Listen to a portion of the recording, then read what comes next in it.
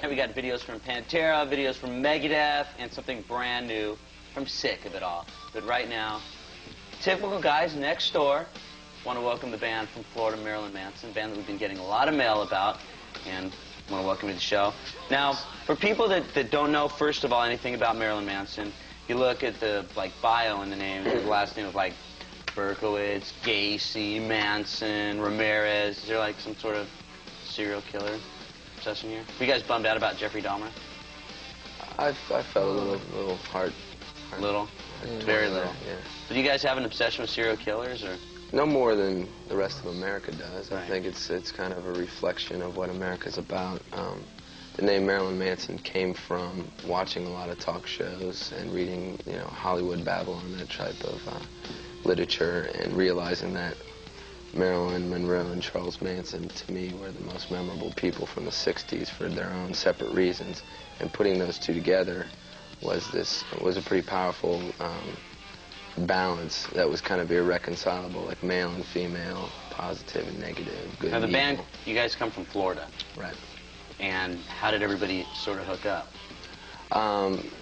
Our guitarist, Daisy Berkowitz, and I met and started writing songs together.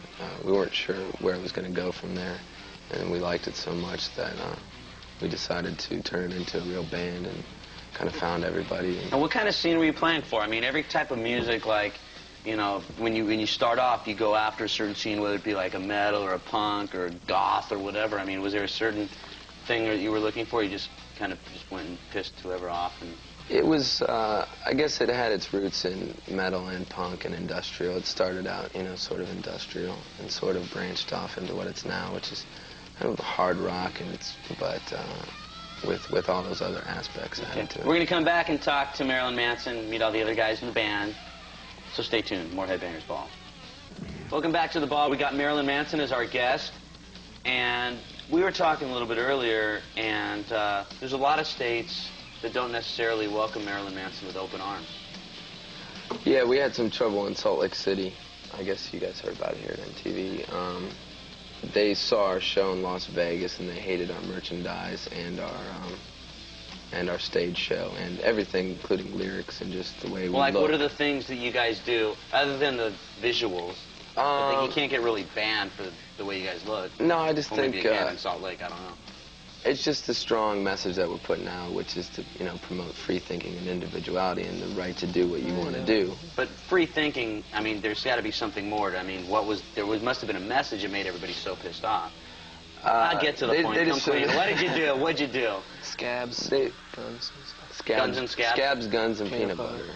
Oh, but all the kids are doing that stuff today. No, they thought we were obscene, just by what we're doing. Which would be? Lyrics, the way move on stage, taking off my clothes,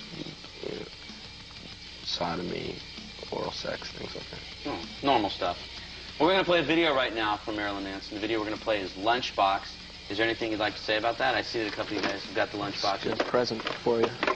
Lunchboxes are the big collectibles, Well, this kid.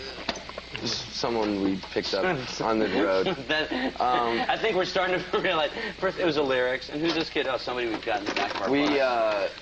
We did this video with Richard Kern. He's from New York City. He's pretty well known for some of his underground pornography, and we respected him for that, so we got him to do this video. And this is more one of the tamer things that he's done, and that you've done. And that we've done, yeah. Well, here's Lunchbox.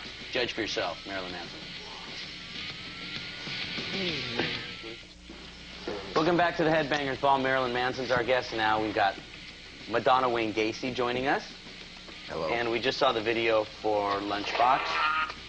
Does that mean? Yeah. Is there a little gas going on there or something? So tell me about the video for Lunchbox. We shot that in a skating rink. Where? In Fort Lauderdale. What happens when you guys come to town? Do people all of a sudden get I mean... Sometimes the police get involved, but most of the time we try and avoid that. In Jacksonville, Florida... Like, for instance, the little kid that you had in the video. Right. His parents are big fans of our band. Oh, really? Yeah. So that made it easy. He sang on our record, too. The little kid did? Yeah. Was it the starting of Lunchbox? Or? He did that, and he also sings a song called My Monkey. He does the lead vocals on it. Okay, we're going to come back. We're going to find out everything that you could possibly want to know about Marilyn Manson, or everything that you could possibly want to know that we're allowed to talk about on MTV. And we're also going to meet the other guys in the band. Right now we're going to play a video from Pantera. Here's Walk. Trouble for Babysitting. And we know that you also produced by Trent Reznor, who kind of, I guess you could say discovered you guys, right? Yeah, he's been taking care of us from the beginning. I met him around the same time the band was starting, about 5 years ago. And he's always been a fan of our music, and when he started his own label, he asked us to be on it. You're the first band that was ever on his label? Yeah, and he provided us with an atmosphere where we could do what we wanted, and we didn't have to worry about censoring ourselves, and we like that. Because I mean, as far as helping a band out, he really helped you out. He not only produced you and put you on his first label, as the first band ever to be on his label, but has also taken you out on the road, and this is getting you like a whole lot of exposure. Right, great exposure. This tour opening up for 9 Inch Nails. Yeah. And how much longer does this tour go for? It finishes tonight in Philadelphia, and we start a club tour headlining smaller clubs January 13th in Dallas. Now, what kind of fans do you think are the people that are showing up at Marilyn Manson shows? It's kind of diverse. Where's you got a smile? What's on your teeth? If the eyes aren't freaking out enough, he's got the teeth right now. So I see the teeth. It's a pretty diverse crowd. He's the guy like this. It's like, you're going to smile and show his no, teeth? I can't smile. And this guy over here is a whole nother story. Go ahead. Young okay? boys that Maybe like I us. shouldn't ask. Sir, now I know when to cut these guys off. We're going to go play some videos. We'll be back with more Marilyn Manson.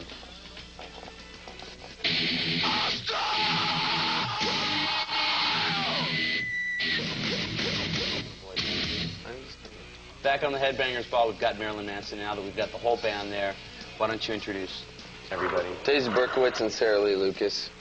Guitar and drums, Twiggy Ramirez and Madonna Wayne Gacy. Normal band next door. Now, I'm just curious, when Marilyn Manson goes out on the road, what were some of the things that you guys put out on the rider? Put on a rider? On a rider. Live chickens. I'm just curious. Well, I just wouldn't expect it would be the live normal, chickens. so it is the normal stuff that bands type are... of stuff. Yeah, plans. nothing out of the ordinary. And so after the 9 Inch Nails thing, clubs all across America, have you played anywhere else yet? I mean, like out of America, have you done the whole European tour? No, we haven't done that yet. Okay, well, and also recorded some of your stuff. Not only did you do some of the stuff at home, but you recorded it where Trent lives, which is also what people don't know. We did some of it at the Tate Mansion, and most of it at the record. Is that like kind of weird? I mean, you guys are probably into that stuff. It wasn't. It's driving me crazy. It wasn't really. It was pretty commonplace. Because for people that don't know, that's where Charles Manson had the Tate Bianchi murders were in that house. And you recorded your stuff there. Right. No kind of weird vibes or... I think it helped add some perspective to the record because we were dealing with a lot of, intense subject things. So I thought that it added to the type of vibe that we were going for, which was tend to be on the darker side. You all right? You need your medicine? We're out there.